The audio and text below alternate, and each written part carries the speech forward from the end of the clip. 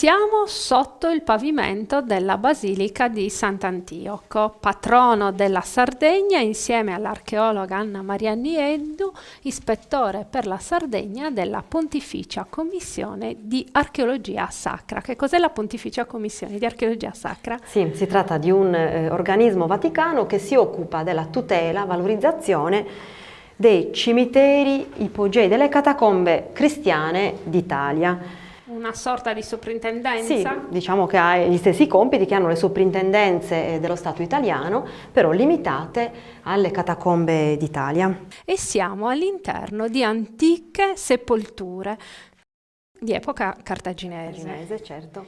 Sì, lo spazio è bellissimo e interessante perché sappiamo le catacombe che poi visiteremo sono state utilizzate dai cristiani che hanno rioccupato delle antiche tombe cartaginesi. I cristiani, sappiamo, avevano come caratteristica peculiare quella di non cremare i defunti, ma di seppellirli. Roma, il suburbio di Roma, è costellato di ambienti ipogei scavati appositamente per ospitare le tombe dei cristiani, che sentivano come un dovere quello di seppellire i loro morti senza intaccarne il corpo. Dicevo, questo spazio è bellissimo perché? Perché le catacombe di Sant'Antioco sono l'unico contesto che ha conservato questa doppia faccia, diciamo così, quindi la faccia dell'antico, le tombe puniche, quella pagana, le tombe puniche o cartaginesi che risalgono al 400 circa a.C. in questo caso, e le tombe più tarde, appunto, che risalgono a 800 anni dopo, perché i cristiani rioccupano parte di questi antichi ipogei intorno al 350 d.C. Siamo appunto in un ambiente ipogeico, cioè siamo esattamente sotto il pavimento della chiesa, sotto lo spazio di culto, e sono delle tombe a camera, cioè dei membri di una stessa famiglia che seppellivano tutti insieme i loro morti, definendo ogni volta un funerale diverso. Sì, probabilmente erano tombe appunto destinate a gruppi familiari abbastanza estesi, perché dobbiamo pensare che la famiglia era una famiglia, diciamo, fra virgolette, allargata. Nella famiglia rientravano figli, nipoti, forse all'antica, anche i servi, diciamo. sì, forse anche i servi, insomma, i membri che avevano a che fare con le famiglie. A un certo momento della storia di Sant'Antioco, ma in genere nella storia di molti spazi riutilizzati, le tombe vengono riutilizzate. Quindi dal periodo cartaginese non conosciamo quasi nulla, mi pare, del periodo romano. Da questa zona no. Non provengono materiali, che sarebbero non l'unico che elemento. Non fosse abitata. Certo, no, dico, dalla catacomba non provengono materiali di epoca romana, quindi non sappiamo se i romani abbiano utilizzato queste tombe. Di fatto conosciamo le due fasi estreme, diciamo così, quella cartaginese e quella più tarda, quella cristiana. Ciò che ci sta in mezzo non c'è noto. Che cos'è una catacomba? Allora, le catacombe, questo è un esempio, l'unico esempio in Sardegna, ci teniamo a precisarlo perché purtroppo spesso questo non è noto, comunque non è abbastanza valorizzato questo aspetto. Le catacombe sono delle tombe scavate sottoterra, scavate nella roccia, caratterizzata dalla presenza di loculi alle pareti e arcosoli, che sono quelli che vediamo anche in questa catacomba. Perché le catacombe? Non sono una esclusiva dell'Italia, nel senso che Roma il suburbio di Roma è costellato di catacombe, decine di catacombe lunghe, con corridoi lunghi chilometri e chilometri. Dicevo, non sono un'esclusiva dell'Italia perché sono note anche catacombe in Tunisia, per esempio, quindi diciamo una forma, però la cosa importante è che è una tipologia funeraria esclusiva del mondo cristiano o vicino al mondo cristiano. Sono note anche a Roma catacombe ebraiche, così come a Sant'Antioco catacombe ebraiche. Convivono negli stessi spazi? No, non convivono negli stessi spazi, sono spazi ben distinti. Perché spesso nell'antichità, mi pare di ricordare, ebrei e cristiani fossero confusi. Certo, questo sì, perché il cristianesimo d'altra parte ha origine dall'ebraismo, però di fatto i cristiani hanno come caratteristica quella di voler degli spazi esclusivi per le loro sepolture. Ormai i cristiani utilizzano come unica forma di sepoltura l'inumazione, quindi non bruciano più i corpi, ma devono seppellire e garantire, proprio in vista della resurrezione dei corpi, garantire l'integrità del corpo. Quindi hanno come caratteristica Vediamo quella di... tanti mensoloni, no? Sì, questi sono i loculi scavati nelle pareti che permettevano di sfruttare al massimo degli spazi, quasi come degli scaffali, qua si vede molto bene, degli scaffali che dovevano sfruttare al massimo le pareti a disposizione, proprio per garantire a tutti i cristiani di avere una sepoltura onorata, certo, che mantenesse integro il corpo. Si conoscono anche scaffalature, chiamiamola così, lignee? No, allora non sono, Strutture diciamo che purtroppo tutto ciò che il legno era deperibile, quindi non si è conservato niente in catacomba. Sappiamo che spesso esistevano dei cassoni, probabilmente in muratura, come in questo caso. Questo è insomma una cosa proprio particolare che denota anche la volontà da parte dei cristiani di tenersi uniti, forse in gruppi familiari. Qua questo tratto conserva resti di affresco con fiori, insomma qua è molto... L'affresco è molto rovinato. La cosa importante è che a un certo punto probabilmente gli spazi si contraggono, forse? Non è chiaro, questo è il motivo per cui si creano delle tombe distruggendo la pittura. Qua vedete queste scanalature sono...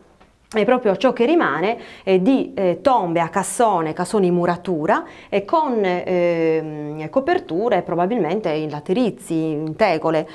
Ciò che rimane, e queste tombe hanno distrutto le pitture, quindi non è chiaro se qui un gruppo familiare fosse proprietario di questa zona e abbia voluto sfruttarla al massimo, quindi ci sono delle cose che rimangono ancora con grossi punti interrogativi. Le fonti letterarie non ci aiutano? No, le fonti letterarie in questo non aiutano, se non nell'indicarci che esistevano gruppi familiari delle tombe. In qualche caso abbiamo iscrizioni che indicano come le tombe fossero appartenessero a gruppi familiari ben definiti. Quindi una cosa che ci si dimentica anche nelle catacombe è il problema delle proprietà. Probabilmente zone di proprietà riservata. Potevano essere anche zone. Per esempio, qui notiamo addirittura un'iscrizione. Sì, è l'unica iscrizione che la catacomba abbia restituito, la catacomba di Sant'Antioco. Probabilmente il nome del defunto, si intravede una è seguito da un augurio di vita, paradossale in un cimitero, però sappiamo i cristiani avevano come punto fermo quello che la morte era l'inizio della vita. Quindi un augurio vivas, ovviamente si tratta di iscrizioni latine. Importante rilevare come la decorazione la decorazione pittorica denota sicuramente il fatto che si tratti di una tomba particolarmente di prestigio in questo contesto, nel quale importante della comunità. È probabile sia un personaggio importante della comunità che ha voluto far risaltare la propria sepoltura. Tra l'altro pitture si notano anche qui, era un ambiente, una sorta di stanzetta, un cubicolo completamente decorato, quindi un personaggio anche di un certo rilievo, diciamo, anche se a un certo punto la famiglia forse si è allargata a tal punto che è stato necessario costruire dei cassoni in muratura che hanno intaccato la sepoltura, forse quando ormai il pater familias, quindi il capostipite della famiglia, era già defunto da tempo, e si è deciso di continuare a sfruttare questo spazio costruendo dei cassoni in muratura che, ripeto, hanno distrutto purtroppo questi affreschi. Quali erano i dipinti? Che cosa si rappresentava in questi spazi? Allora, qua non solo a Sant'Antioco, certo, a Sant'Antioco, voglio partire da Sant'Antioco perché Sant'Antioco presenta fra i motivi che sono più diffusi nelle catacombe cristiane, che sono i motivi floreali, e poi vedremo anche un arcosolio con il Buon Pastore. Forse l'immagine del Buon Pastore è l'immagine più in assoluto, anche la prima che viene riadattata dai cristiani, proprio riletta in chiave cristiana, con riferimento alla parabola del buon pastore, della pecorella smarrita. Cristo appunto rappresenta per i cristiani il pastore che salva le pecorelle. Qui si vede purtroppo non benissimo questa immagine, però di norma era veramente un'immagine tipica, il pastore con la pecorella sulle spalle. Che ripeto è un'immagine che i cristiani riadattano da un'immagine pagana. I pagani il pastore con la pecora sulle spalle lo consideravano come l'immagine della filantropia, quindi dell'uomo che fa del bene al prossimo. E i cristiani danno un significato nuovo a questa immagine, molto bella. Quindi Sant'Antioco ha conservato questo, però nelle catacombe troviamo spessissimo, in altri contesti, soprattutto a Roma, troviamo immagini tratte dalla Bibbia, la scena, certo, episodi biblici, la scena di Daniele fra i leoni, quindi Daniele, di cui abbiamo anche fortunatamente un piccolo resto anche qui a Sant'Antioco, Daniele che viene salvato dalla fossa dei leoni grazie all'intervento divino, oppure abbiamo scene di miracolo tratte dai Vangeli, la resurrezione di Lazzaro, quale scena migliore della resurrezione di Lazzaro in un contesto funerario, la guarigione del cieco, la guarigione del paralittico. Quindi sono queste le scene che vogliono augurare al defunto una vita ultraterrena, sono scene augurali. Noi siamo però a Sant'Antioco, andiamo a vedere la sepoltura di Sant'Antioco? Va bene.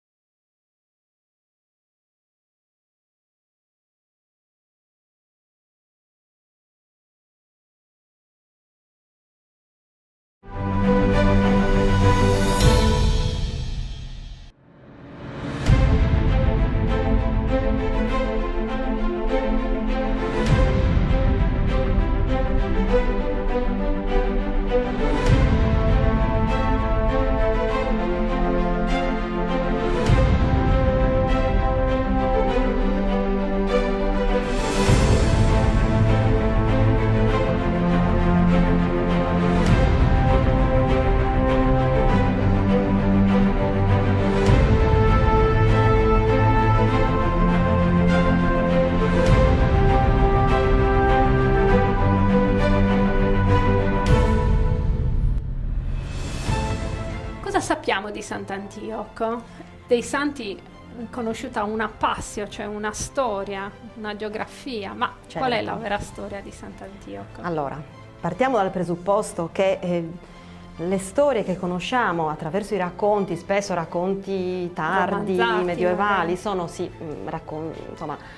vicende molto fantasiose nelle quali i martiri l'enfasi religiosa forse anche, no? Certo, i martiri vengono descritti come personaggi che hanno dovuto subire 1000 supplizi prima di essere martirizzati. Di fatto di Sant'Antioco conosciamo pochissimo nella realtà storica, perché poi dobbiamo scindere la realtà storica dalla devozione popolare che si è creata nei secoli. Sappiamo che di Sant'Antioco esiste una passio, cioè un racconto che ci parla di un personaggio vissuto nel secondo secolo a.C., quindi siamo all'incirca nel 130 a.C. Quindi diciamo un centinaio d'anni dopo la morte di Cristo. Certo, però allora già questo dato diciamo, va ovviamente rivisto, perché questo è quello che ci dice il racconto agiografico, un racconto che è tardo. Noi ne abbiamo una versione tardo medievale, quindi del 1500-1600, probabilmente è un racconto che è stato elaborato nel 1100 circa. Quindi un periodo molto lontano rispetto alle vicende che racconta. Di fatto non esistono martiri del secondo secolo, almeno in Sardegna, assolutamente no, per cui è possibile che in realtà il martirio Antioco, Sant'Antioco, sia uno di quei martiri morti durante la persecuzione di Diocleziano, quindi 304-306 d.C. Stiamo parlando degli stessi anni di Sant'Efisio? Assolutamente sì, quello è il momento in cui il mondo si popola di martiri. Il fatto che Sant'Antioco venga considerato un martire vissuto in età di Adriano, di fatto dipende da una svista che c'è stata nella lettura del racconto, perché si parla di un Adriano che in realtà non era l'imperatore del secondo secolo, ma era probabilmente un governatore della provincia. Però di fatto non possiamo risalire, purtroppo non possiamo risalire così indietro nel restituire le vicende del martire Antioco. Dobbiamo pensare che si tratti di un personaggio morto all'inizio del IV secolo, quindi 304 probabilmente.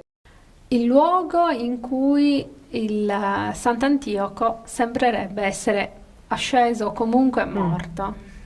Allora, qua tecnicamente parlando ci troviamo in quella che si può definire una tomba a baldacchino. La Sicilia, che conserva anche tantissime catacombe, ha delle zone ricchissime di questa tipologia di tomba con dei pilastri che creano una sorta di zona di rispetto, quindi diciamo una tomba a baldacchino di un personaggio indubbiamente particolarmente importante nell'ambito della comunità cristiana di Sant'Antioco. Hai detto bene quando dicevi che sì, Sant'Antioco potrebbe essere asceso alla gloria proprio qui. Hai detto bene nel senso che stai facendo riferimento al racconto della tradizione popolare, perché anche la Passio, quindi il racconto agiografico, non cita certo questo luogo, dice che Sant'Antioco una volta esiliato dalla Mauretania, mandato via dalla Mauretania perché cristiano e perché non... Quindi il Nord Africa, il Nord Africa, certo. Sarebbe stato mandato nell'isola, appunto in Sardegna, in particolare nell'isola di Sulci, quella che allora si chiamava Sulci. E avrebbe cominciato la sua predicazione e la sua opera di guaritore, perché secondo la tradizione Sant'Antioco era un medico, in una spelunca, quindi in una grotta vicino al mare. Perché in una grotta? Evidentemente curioso ambulatorio, mi verrebbe da certo, dire. dobbiamo però considerare che il racconto agiografico vuole un personaggio che si nasconde. Perché? Perché è perseguitato, fugge dalla Mauretania perché non vuole abbandonare il cristianesimo, viene mandato in Sardegna e in Sardegna continua la sua predicazione, ma si nasconde in una grotta. Qui, secondo la tradizione, non sarebbe stato ammazzato dai persecutori, ma prima di essere raggiunto dai persecutori si sarebbe addormentato proprio in questo ambiente, secondo la tradizione popolare. Si sarebbe addormentato in questo ambiente, poi non si sa bene come, di fatto la tomba di Sant'Antioco, quella nella quale nel 1615 vengono trovate le reliquie, si trova all'ingresso della catacomba, poi la vedremo. Di fatto è un luogo sicuramente importante, però, ripeto, probabilmente era la tomba di un personaggio di spicco all'interno della comunità. Notiamo però non essere l'unico, perché ritornano i motivi sulla roccia che ci fanno pensare ad altre sepolture. È possibile che ci siano state delle altre sepolture? Certo, indubbiamente, in questo caso cosa potremmo pensare? Privilegio, evidentemente. Certo, anche perché sei proprio in questo spazio. Certo, ma anche spazio, come dicevamo prima, anche spazio familiare. Spazio familiare perché una prima tomba pavimentale che poi viene isolata, diciamo, dal resto dell'ambiente, e su questa tomba vengono costruite altre sepolture, vengono scavate anche altre sepolture, quindi probabilmente un nucleo familiare che vuole rimanere unito anche dopo la morte. Però di fatto va benissimo questa tradizione anche di Sant'Antioco, perché? Perché la tradizione popolare si nutre di leggenda. Noi non dobbiamo sempre mettere in discussione è successo veramente, non è successo. Sappiamo che qui si è formato un culto, quindi questo è già la cosa importante, che sicuramente già nel Medioevo qua c'era un culto e si stava formando questa tradizione trasmessa probabilmente oralmente, però sappiamo bene la tradizione cristiana spesso si basa su leggende, ma questo ci piace, non dobbiamo condannare questo fatto, non dobbiamo essere troppo scienziati, diciamo così.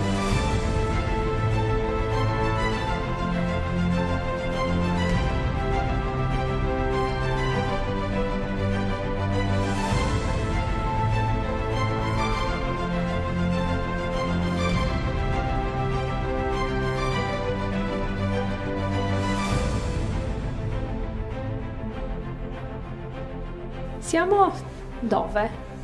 Allora, questa sì, potrebbe essere quella che a un certo punto nella storia del santo ha ospitato il suo corpo.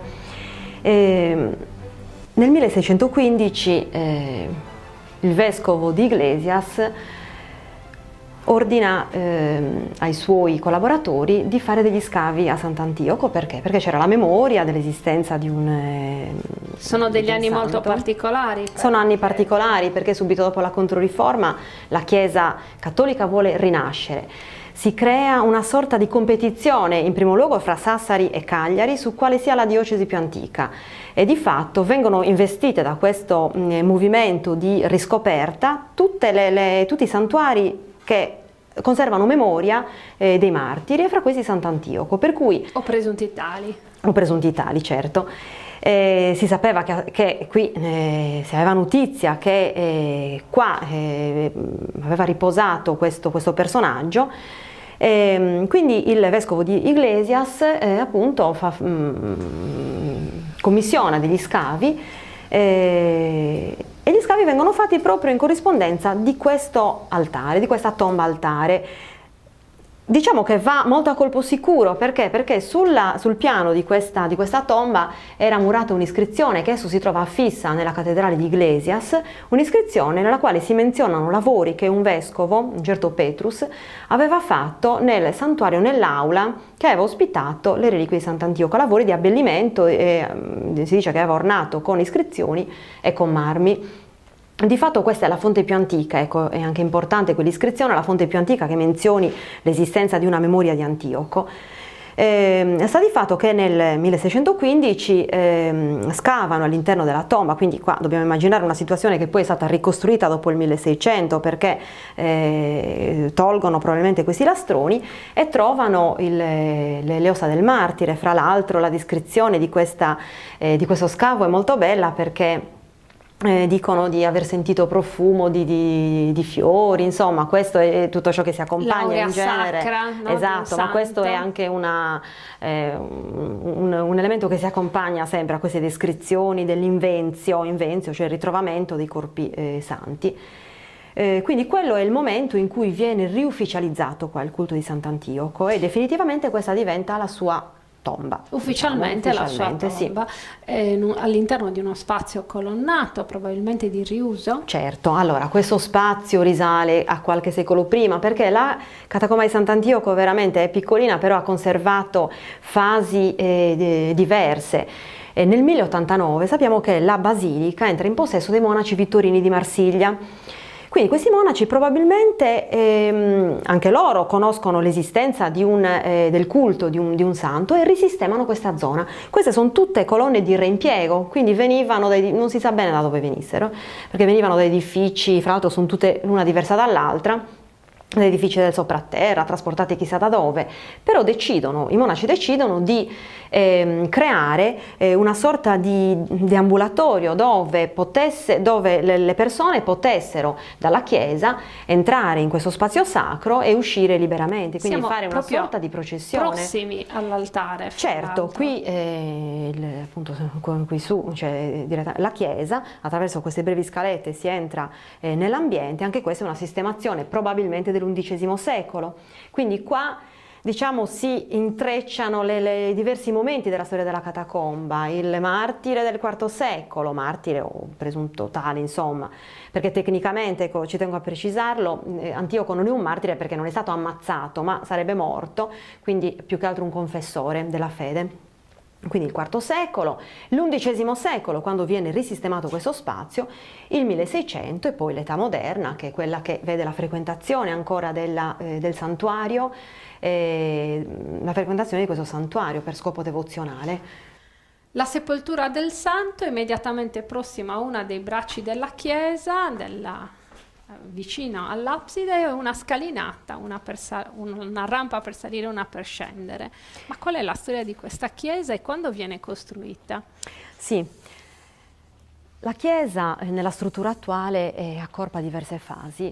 Per semplificare possiamo dire che il punto dove ci troviamo è il fulcro della chiesa bizantina, una chiesa costruita fra il VI e il VII secolo, probabilmente a croce greca, quindi con 4 bracci uguali, che poi viene modificata, ampliata in età vittorina nel 1089, insomma in quell'epoca, quando i vittorini di Marsiglia allungano uno dei bracci a formare la navata centrale e creano un collegamento diretto con la catacomba, che forse non esisteva. Questa è in sostanza la storia di una chiesa che comunque è molto ben conservata. E quindi è una chiesa monacale, cioè diventa... Non conosciamo molto sulla fase sulla presenza dei monaci vittorini di Marsiglia, che probabilmente la dovettero ottenere per poco tempo. Una cosa è certa, che nel 1218 sembrerebbe che questa sia diventata la cattedrale, così come informa una bolla di Onorio III. Che differenza c'è fra basilica e cattedrale? Spesso ci confondiamo e chiamiamo l'una all'altra. Certo, la cattedrale è la sede del vescovo, quindi sappiamo che nel 1218 qua c'era un vescovo. La basilica è qualunque chiesa che abbia anche una struttura monumentale particolare. La cattedrale invece indica proprio uno statuto, è la chiesa del vescovo. Forse nessuno lo sa, ma la cattedrale di Roma non è San Pietro, è San Giovanni il Laterano. In genere si pensa a San Pietro perché il Papa, il Vescovo di Roma sta lì, ma di fatto non è così. Una cosa interessante è che comunque Sant'Antioco è sede di diocesi già alla fine del V secolo. Nel 484 c'è una lista di vescovi sardi e fra questi è menzionato Vitalis, vescovo di Sulci. Quindi sappiamo che in quell'epoca era sede di diocesi. Altri? Esisteva a quell'epoca già la sede di Cagliari, la sede di Forum Traiani, Fordongianus e Porto Torres, quindi non erano tante le sedi diocesane, le sedi episcopali a quell'epoca. E Sant'Antioco comunque era una di queste, quindi questo denota anche l'importanza del centro di Sulci. Per quanto riguarda invece sempre l'importanza invece dei martiri, che martiri conosciamo sardi o martirizzati in Sardegna? Volendo rimanere nella zona meridionale della Sardegna, San Saturnino o San Saturno di Cagliari, Sant'Efisio di Nora, sono tutti martiri della persecuzione di Diocleziano, quindi rientrano, diciamo, in questo momento storico che ha visto il proliferare dei martiri. Proseguendo verso nord, San Lussorio a Fordongianus e San Gavino a Porto Torres, quindi questi sono i martiri più importanti, di cui conosciamo anche, importanti anche perché hanno lasciato tracce monumentali della loro storia, o meglio, sulle cui sepolture si sono sviluppati degli edifici che sono diventati santuari. Quindi una religiosità del mondo cristiano che si conferma nel tempo. Viaggiamo con la nostra Sardegna archeologica all'interno della nostra isola, in un percorso che ci farà conoscere ancora altri spazi.